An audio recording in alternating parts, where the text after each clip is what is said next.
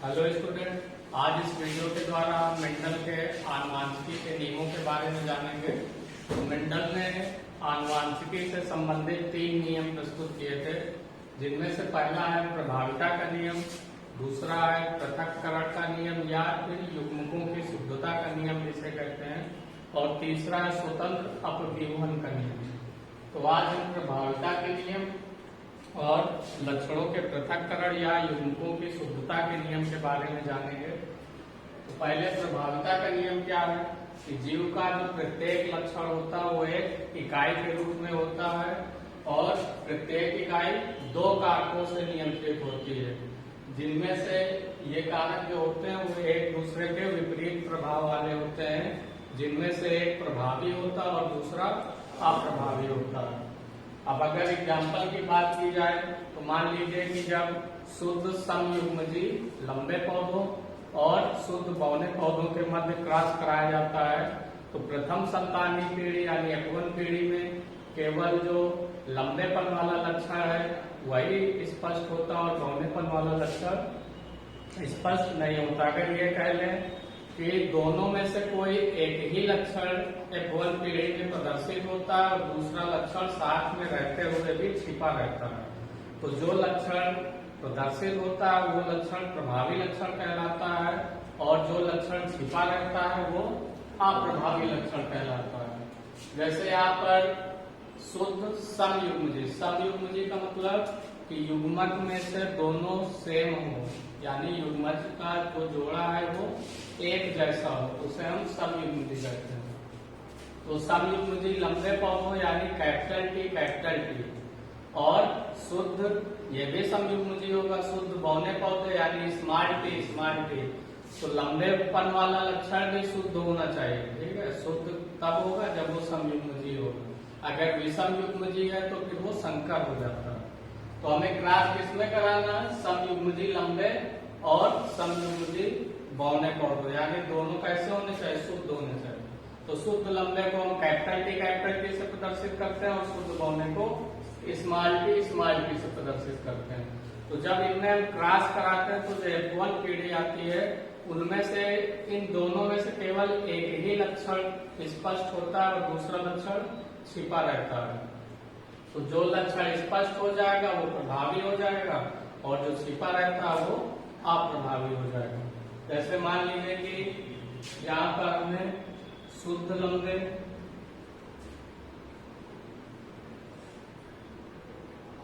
इसे हमने capital T से प्रदर्शित किया और शुद्ध बौने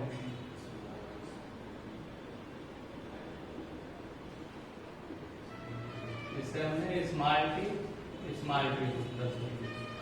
तो एक तरफ हम लिख लेंगे कैपिटल टी और एक तरफ स्मॉल टी।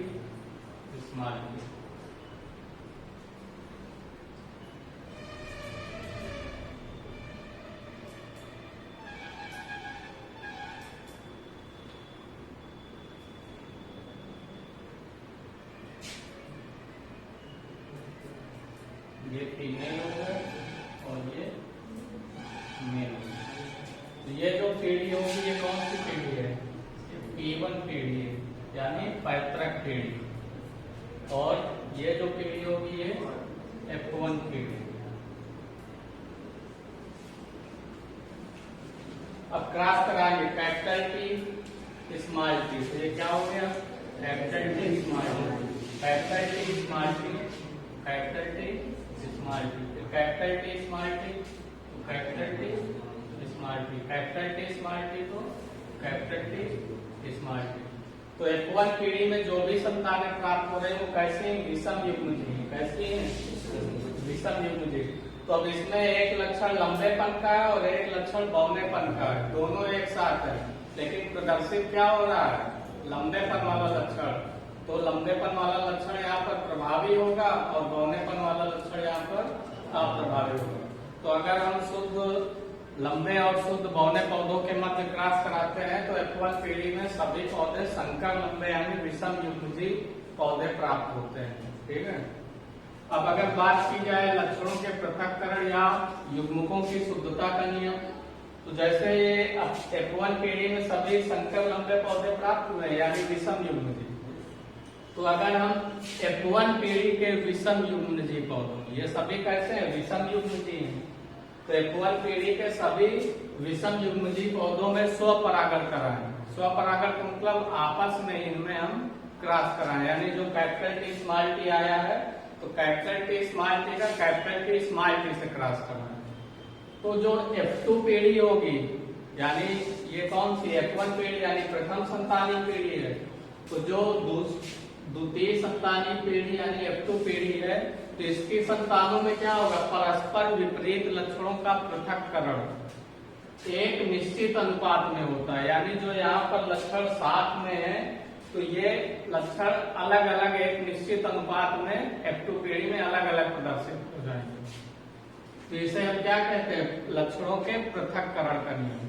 यानी यहाँ पर तो दोनों एक साथ हैं कैपिटल टी स्मॉल टी, लेकिन जब इनमें आपस में क्रॉस कराते हैं तो जो F2 पीढ़ी होगी उसमें एक निश्चित अनुपात में ये लक्षण पृथक हो जाते हैं यानी अलग हो जाते हैं। तो इसे हम क्या कहते हैं?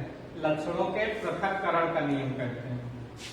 और प्रथम पीढ़ी पे साथ साथ रहने पर भी लक्षणों का आपस में मिश्रण नहीं होता, यानी यहाँ पर लंबेपन और बौनेपन का लक्षण साथ साथ हैं लेकिन वो आपस में मिश्रित नहीं होते हैं। और युग्मक निर्माण के समय ये लक्षण अलग अलग हो जाते हैं, यानी जब युग्मक बनते हैं यानी नया युग्मक बनता है तो फिर ये लक्षण फिर से अलग अलग हो जाते हैं। तो इससे क्या होता है? युग्मकों की शुद्धता बनी रहती है, इसलिए इसे हम युग्मकों की शुद्धता का नियम भी कहते हैं। वैसे आप F1 पीढ़ी में कैसे पौधे आए? Capital T small T. तो कैपिटल टी स्मॉल टी का हमें क्या कराना है? कैपिटल टी स्मॉल टी यानी स्वपरागण कराना।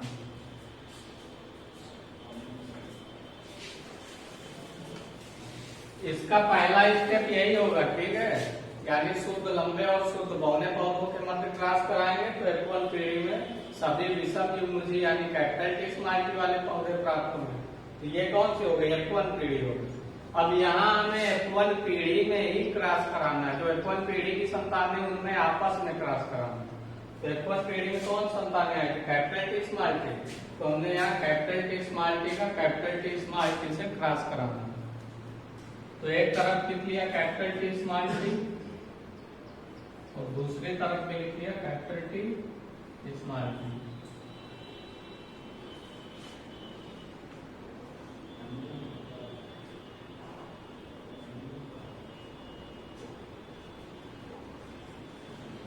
एक को फीमेल मान लेंगे और एक को मेल मान लेंगे। ये भी कैपिटल टी स्मॉल टी का और ये भी कैपिटल टी स्मॉल टी।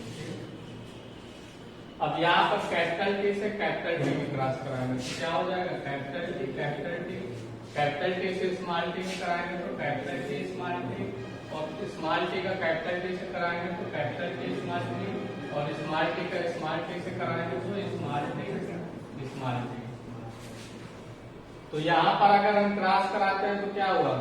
यानी विषम युग्मजीव पौधे थे कैपिटल टी स्मॉल टी, इनके मध्य हमने आपस में क्रॉस कराया तो हमने एक तरफ कैपिटल टी स्मॉल टी लिख दिया, एक तरफ फिर कैपिटल टी स्मॉल टी लिख दिया, एक को फीमेल मान लिया, एक को मेल मान लिया। अब जब क्रॉस कराते हैं तो यहाँ पर देखिए ये दोनों युग्मक साथ साथ थे, है साथ साथ, लेकिन इनमें क्या हो रहा है? जब नए युग्मक बनते हैं तो इनके जो लक्षण है वो पृथक हो रहे हैं, यानी यहाँ पर कैपिटल टी इस कैपिटल टी के साथ मिलकर अलग युग्मक बना रहा है और यहाँ पर स्मॉल टी इस कैपिटल टी के साथ मिलकर अलग युग्मक बना रहा है। तो दोनों क्या करते हैं? यहाँ पे लक्षणों का क्या हो रहा है? पृथक्करण, यानी अलग हो रहे हैं लक्षण। यानी यहाँ पर साथ में थे लेकिन जब युग्मक बन रहे हैं तो फिर ये लक्षण पृथक हो रहे हैं।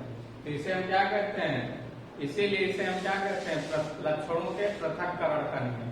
यानी जो लक्षण होते हैं वो नए युग्मक बनते समय साथ रहते हुए, यानी F1 पीढ़ी में साथ में रहे हैं लेकिन यहाँ पर क्या हो रहे हैं? अलग हुए जा रहे हैं। तो पृथक्करण का मतलब क्या हुआ? यानी उनमें अलग हो रहा है, पृथक का मतलब अलग होना।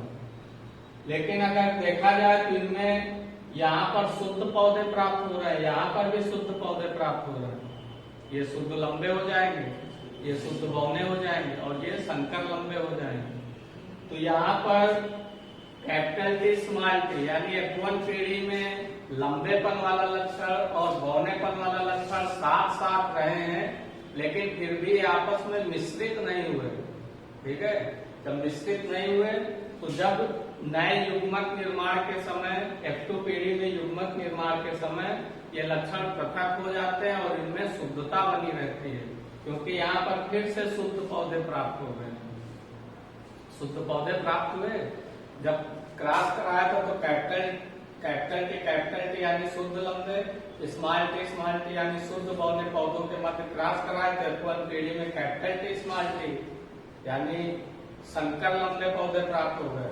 अगर संकर लंबे में हम आपस में स्वपरागण कराते हैं कैपिटल टी स्मॉल टी का कैपिटल टी स्मॉल टी, तो यहाँ पर तो प्रथम पीढ़ी यानी F1 में वो साथ साथ है, लेकिन यहाँ F2 पीढ़ी में जब आते हैं तो वो लक्षण एक निश्चित अनुपात में पृथक हो रहे हैं, तो इसे हम लक्षणों के पृथक्करण का नियम कहते हैं। और यहाँ पर साथ साथ रहते हुए भी F1 पीढ़ी में ये लक्षण साथ साथ रहते हुए भी आपस में मिश्रित नहीं होते हैं और F2 पीढ़ी में युग्मक बनते समय ये अलग हो जाते हैं और इनमें एक प्रकार से युग्मकों में शुद्धता बनी रहती है, यानी फिर से शुद्ध पौधे प्राप्त होने लगते हैं।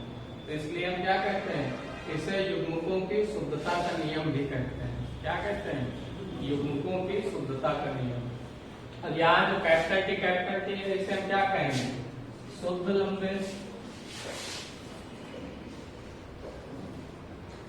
और ये संकर लंबे,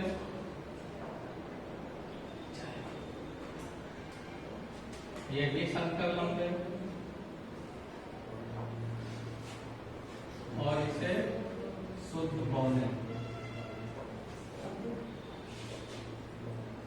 इनकी बात की जाए ये क्या थे, संकर लंबे, ये भी संकर लंबे,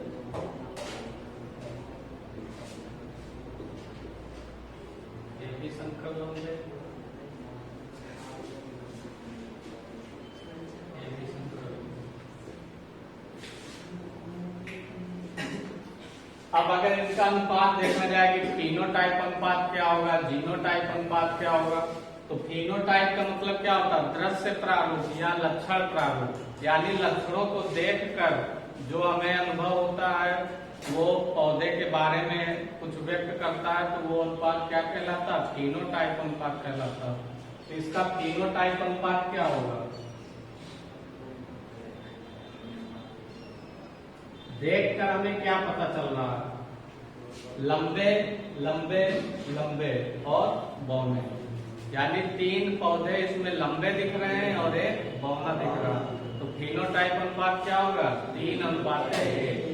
यानी जब हम देख रहे हैं तो हमें ये पता नहीं चल रहा है कि वो शुद्ध है कि संकर है, हमें तो बस ये पता चल रहा है कि ये लंबा है और ये बौना है। तो फिनोटाइप अनुपात क्या होगा इसका, 3:1। 3 क्या है इसमें, लंबे हैं और एक बौना। अब अगर इसका जीनोटाइप अनुपात देखा जाए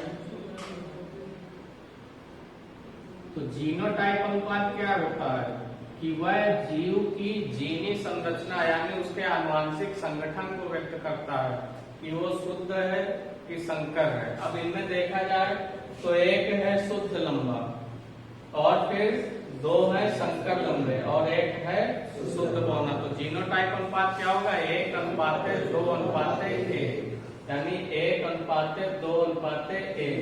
एक शुद्ध लंबा, 2 संकर लंबे और एक शुद्ध बौना। तो यहाँ पर क्या होगा, 1:2:1।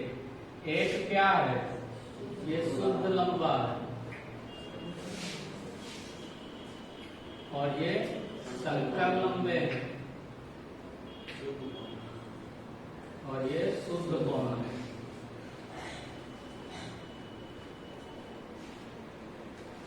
तो फिनोटाइप 3:1 और जीनोटाइप 1:2:1। तो इस प्रकार से जो मेंडल का प्रभावता का नियम है, तो ये केवल F1 पीढ़ी तक ही दर्शाया जाता है, ठीक है। इसलिए हमने इसे केवल F1 पीढ़ी तक रखा है। और जो लक्षणों के पृथक्करण या युग्मकों की शुद्धता का नियम है, ये F2 पीढ़ी तक जाएगा, ठीक है। अगर मान लीजिए हमें केवल एग्जाम में इतना ही करना हो कि लक्षणों के पृथक्करण के नियम का उदाहरण सहित व्याख्या कीजिए, तो फिर हम यहाँ से स्टार्ट करेंगे क्लास कराना, ठीक है। पहले शुद्ध लंबे और शुद्ध बौने पौधों के मध्य क्रॉस कराएंगे, तो F1 पीढ़ी में हमें ये संतानें मिलेंगी। फिर इनमें हम स्वपरागण कराएंगे, F1 पीढ़ी की जो संतानें थी उनमें स्वपरागण कराएंगे। ये कौन सी पीढ़ी थी? F2 पीढ़ी। तो जब F1 पीढ़ी में आपस में स्वपरागण कराएंगे, तो F2 पीढ़ी में हमें फिनोटाइप अनुपात देखें तो 3:1 के रूप में लंबे और बौने पौधे प्राप्त होंगे। अगर जीनोटाइप अनुपात देखें तो 1:2:1, यानी एक शुद्ध लंबा, 2 संकर लंबे और एक शुद्ध बौने पौधे प्राप्त होते हैं।